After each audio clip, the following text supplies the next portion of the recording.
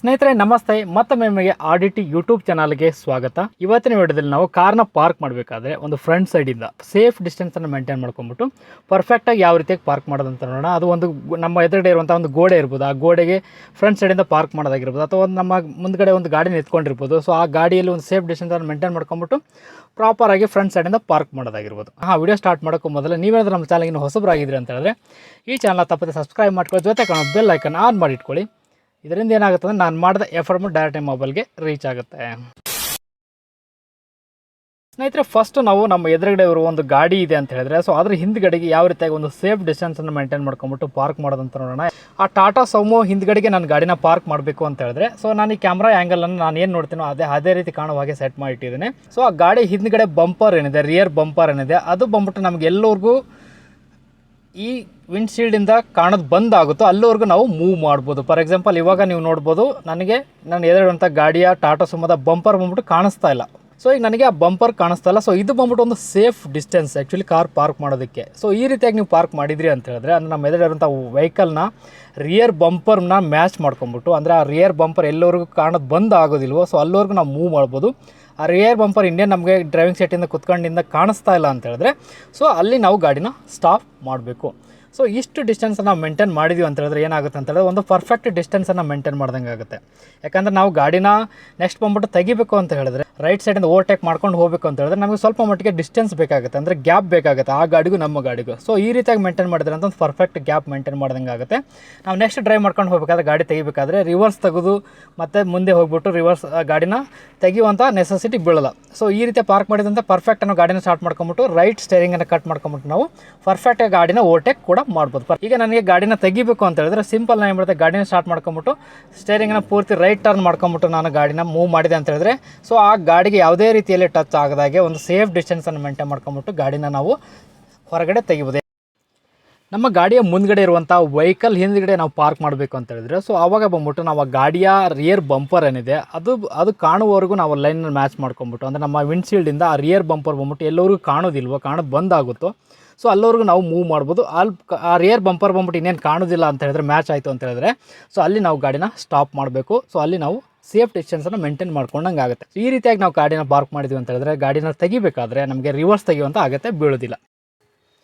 Next ಸ್ನೇಹಿತರೆ, ನಾವು ಗಾಡಿನ ಪಾರ್ಕ್ ಮಾಡಬೇಕಾದ್ರೆ ಒಂದು ವಾಲ್ ಇರುತ್ತೆ ಅಂತ ಇಟ್ಕೊಳ್ಳೋಣ. ಮನೆ ಹತ್ರ ಪಾರ್ಕ್ ಮಾಡಬೇಕಾದ್ರೆ ಯೂಸುವಲಿ ಒಂದು ಕಾಂಪೌಂಡ್ ಇರುತ್ತೆ ಅಥವಾ ಒಂದು ವಾಲ್ ಇರುತ್ತೆ. ಸೊ ವಾಲಿಂದ ಫ್ರಂಟ್ ಸೈಡಿಂದ ನಾವು ಡಿಸ್ಟೆನ್ಸನ್ನು ಮೇಂಟೈನ್ ಮಾಡ್ಕೊಂಬಿಟ್ಟು ಪಾರ್ಕ್ ಮಾಡಬೇಕು ಅಂತ ಹೇಳಿದ್ರೆ, ಸೊ ಅವಾಗ ಏನಾಗುತ್ತೆ ಅಂತ ಹೇಳಿದ್ರೆ ನಮಗೆ ಒಂದು ರೆಫರೆನ್ಸ್ ಪಾಯಿಂಟ್ ಬೇಕಾಗುತ್ತೆ. ಯಾಕಂದರೆ ನಮ್ಮ ಗಾಡಿನ ಫ್ರಂಟ್ ಸೈಡಿಂದ ನಾವು ಪಾರ್ಕ್ ಮಾಡ್ತಾ ಇದ್ದೀವಿ ವಾಲ್ ಅಂತ ಹೇಳಿದ್ರೆ, ನಮ್ಮ ಗಾಡಿಯ ಬಂಪರ್ ಏನಿದೆ ಸೊ ಒಬ್ಬಟ್ಟು ಎಕ್ಸಾಕ್ಟಾಗಿ ಎಷ್ಟು ದೂರ ಇದೆ ಅಂತ ಹೇಳ್ಬಿಟ್ಟು ಪರ್ಫೆಕ್ಟಾಗಿ ಗೊತ್ತಾಗಲ್ಲ. ಎಕ್ಸ್ಪೀರಿಯನ್ಸ್ ಆಗ್ತದೆ, ಗೊತ್ತಾಗುತ್ತೆ, ಬಟ್ ಸ್ಟಾರ್ಟಿಂಗ್ ಟೈಮಲ್ಲಿ ಗೊತ್ತಾಗಲ್ಲ.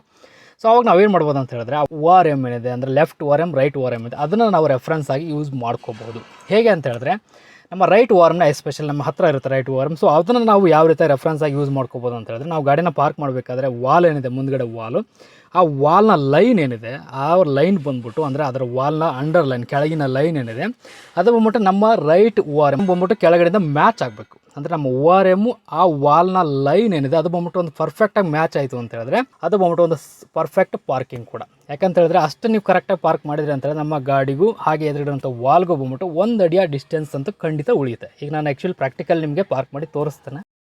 ಸ್ನೇಹಿತರೆ, ಈಗ ಎದುರುಗಡೆ ನೋಡ್ತಿರುವಂಥ ವಾಲ್ ಏನಿದೆ ಸೊ ಆ ವಾಲ್ಗೆ ಬಂದ್ಬಿಟ್ಟು ನಾನು ಫ್ರಂಟ್ ಸೈಡಿಂದ ಪಾರ್ಕ್ ಮಾಡಬೇಕು ಅಂತ ಹೇಳಿದ್ರೆ ನನ್ನ ಗಾಡಿನ ಮೂವ್ ಮಾಡ್ತಾ ನಾನು ಏನು ಹೇಳಿದೆ ರೆಫರೆನ್ಸ್ ಪಾಯಿಂಟ್ ಆಗಿ ನನ್ನ ORMನ ಯೂಸ್ ಮಾಡ್ಕೋತೀನಿ ಅಂತ.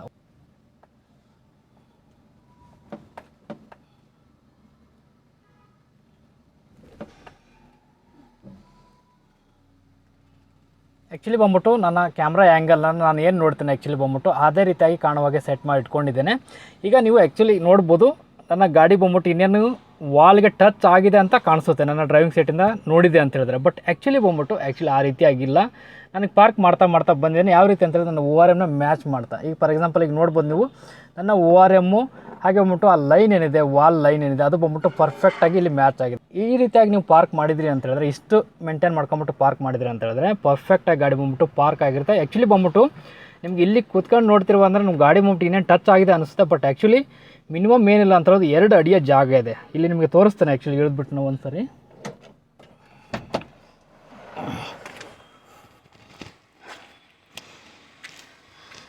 ನೋಡಿ 2 ಅಡಿಗಿಂತ ಹೆಚ್ಚಿನ ಜಾಗ ಇನ್ನೂ ಉಳಿದಿದೆ ಗೋಡೆಯಿಂದ. ಆ್ಯಕ್ಚುಲಿ ಬಂದ್ಬಿಟ್ಟು ಇನ್ನೂ ನನ್ನ ಓರೆ ಬಂದ್ಬಿಟ್ಟು ಪರ್ಫೆಕ್ಟಾಗಿ ಇನ್ನೂ ಮ್ಯಾಚ್ ಆಗಿರಲಿಲ್ಲ, ಇನ್ನೂ ಸ್ವಲ್ಪ ಮಟ್ಟಿಗೆ ಜಾಗ ಇನ್ನೂ ಬಿಟ್ಟಿದ್ದೆ ನಾನು ನಿಮಗೆ ತೋರಿಸ್ಬೇಕು ಅಂತ ಹೇಳಿದ್ರೆ.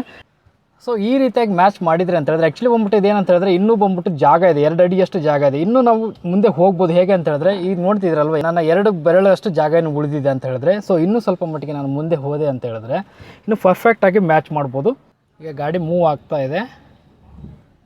ಸೊ ಈಗ ನೋಡಿ ಆ್ಯಕ್ಚುಲಿ ಬಂದ್ಬಿಟ್ಟು ಪರ್ಫೆಕ್ಟಾಗಿ ಮ್ಯಾಚ್ ಆಗಿದೆ ಅಲ್ವಾ. ಸೊ ನನ್ನ ರೈಟ್ ORMಗೂ ಹಾಗೆ ಬಂದ್ಬಿಟ್ಟು ಆ ವಾಲ್ನ ಲೈನ್ ಏನಿದೆ ಕೆಳಗಿನ ಲೈನು ಇದಕ್ಕೆ ಕರೆಕ್ಟಾಗಿ ಮ್ಯಾಚ್ ಆಗಿದೆ. ಆ್ಯಕ್ಚುಲಿ ಫಸ್ಟಿಗೆ ತೋರಿಸ್ದಾಗ ಏನಂತ ಒಂದು 2 ಬೆರಳಿನಷ್ಟು ಜಾಗ ಇತ್ತು, ಸ್ವಲ್ಪ ಡಿಸ್ಟೆನ್ಸ್ ಜಾಸ್ತಿ ಇತ್ತು.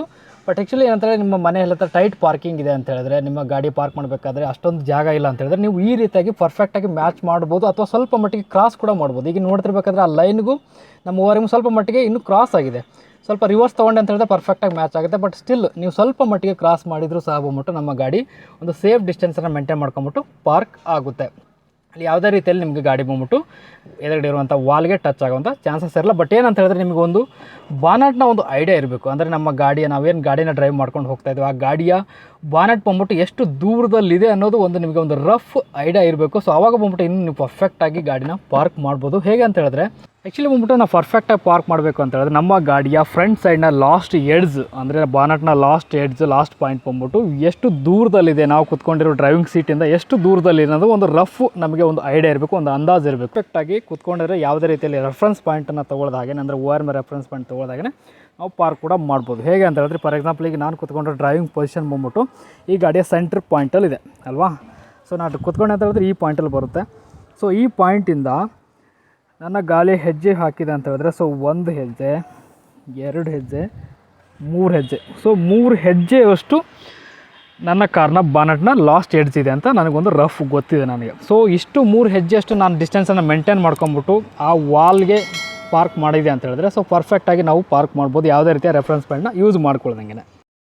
ಸ್ನೇಹಿತರೆ, ನಾವು ವಾಲ್ ಮುಂದ್ಗಡೆ ಫ್ರಂಟ್ ಸೈಡಿಂದ ಪಾರ್ಕ್ ಮಾಡಬೇಕು ಅಂತ ಹೇಳಿದ್ರೆ ನಾವು ಫಸ್ಟ್ ಬಂದ್ಬಿಟ್ಟು ರೆಫರೆನ್ಸ್ ಪಾಯಿಂಟ್ನ ಯೂಸ್ ಮಾಡ್ಕೊಂಬಿಟ್ಟು ನಾವು ಪಾರ್ಕ್ ಮಾಡ್ಬೋದು. ಅಂದರೆ ORMನ ರೆಫರೆನ್ಸ್ ಪಾಯಿಂಟ್ನ ಯೂಸ್ ಮಾಡ್ಕೊಂಬಿಟ್ಟು ಇನ್ ಕೇಸ್ ಏನಾದರೂ ನಾವು ಪರ್ಫೆಕ್ಟಾಗಿ ORM ಯಾವುದೇ ರೀತಿಯ ರೆಫರೆನ್ಸ್ ಪಾಯಿಂಟನ್ನು ಯೂಸ್ ಮಾಡ್ಕೊಳ್ಳೋದನ್ನು ನಾವು ಪರ್ಫೆಕ್ಟಾಗಿ ಪಾರ್ಕ್ ಮಾಡ್ಬೋದು. ಹೇಗೆ ಅಂತ ಹೇಳಿದ್ರೆ ನಾವು ಕುತ್ಕೊಂಡಿರೋ ಡ್ರೈವಿಂಗ್ ಸೀಟಿಂದ, ನಾವು ಕುತ್ಕೊಂಡಿರೋ ಜಾಗದಿಂದ ನಮ್ಮ ಗಾಡಿಯ ಬಾನಟ್ನ ಲಾಸ್ಟ್ ಎಡ್ಜ್, ಫ್ರಂಟ್ ಸೈಡ್ನ ಲಾಸ್ಟ್ ಪಾಯಿಂಟು ಎಷ್ಟು ದೂರದಲ್ಲಿದೆ ಅನ್ನೋದು ಒಂದು ರಫ್ ಕ್ಯಾಲ್ಕುಲೇಟ್ ಅಥವಾ ಒಂದು ಅಂದಾಜು ನಿಮಗೆ ಮೈಂಡಲ್ಲಿ ಇರಬೇಕು.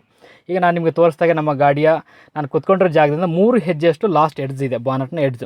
ಸೊ ನಾವು ಇಲ್ಲಿ ಕುತ್ಕೊಂಡಾಗ ಪಾರ್ಕ್ ಮಾಡಬೇಕಾದ್ರೆ ಯಾವುದೇ ರೀತಿ ರೆಫರೆನ್ಸ್ ಪಾಯಿಂಟ್ ಇಲ್ದನೇ ಸಹ ಬಂದ್ಬಿಟ್ಟು 3 ಹೆಜ್ಜೆಯಷ್ಟು ನಾವು ಡಿಸ್ಟೆನ್ಸನ್ನು ಮೇಂಟೈನ್ ಮಾಡಿ ಪಾರ್ಕ್ ಮಾಡಿದ್ವಿ ಅಂತ ಹೇಳಿದ್ರೆ ಒಂದು ಪರ್ಫೆಕ್ಟಾಗಿ ಗಾಡಿನ ಪಾರ್ಕ್ ಮಾಡ್ಬೋದು. ಆ್ಯಕ್ಚುಲಿ ಬಂದ್ಬಿಟ್ಟು ಎಕ್ಸ್ಪೀರಿಯನ್ಸ್ ಡ್ರೈವರ್ಸ್ ಏನಿರ್ತಾರೆ ಅಥವಾ ತುಂಬ ದಿನದಿಂದ ಏನು ಡ್ರೈವ್ ಮಾಡ್ತಿರ್ತಾರೆ ಅವರೆಲ್ಲ ಪಾರ್ಕ್ ಮಾಡೋದು ಇದೇ ರೀತಿಯಲ್ಲಿ. ಹೋಪ್ ಸ್ನೇಹಿತರೆ ಈ ವಿಡಿಯೋ ನಿಮಗೆ ಲೈಕ್ ಆಗಿದೆ ಅನ್ಕೋತೀನಿ. ಲೈಕ್ ಆದರೆ ಈ ವಿಡಿಯೋನ ಲೈಕ್ ಮಾಡೋದ್ರ ಮೂಲಕ ನಿಮ್ಗೆ ಸಪೋರ್ಟ್ ಕೂಡ ಮಾಡ್ಬೋದು, ಜೊತೆಗೆ ಈ ವಿಡಿಯೋ ನಿಮ್ಮ ಫ್ರೆಂಡ್ ಜೊತೆ ಶೇರ್ ಕೂಡ ಮಾಡ್ಬೋದು. ಇದರಲ್ಲಿ ಒಂದು ಇನ್ಫಾರ್ಮೇಟಿವ್ ವಿಡಿಯೋದೊಂದಿಗೆ ಮತ್ತೆ ಸಿಗೋಣ ಸ್ನೇಹಿತರೆ. ಅಲ್ಲಿವರೆಗೂ ಜೈ ಹಿಂದ್, ಜೈ ಕರ್ನಾಟಕ.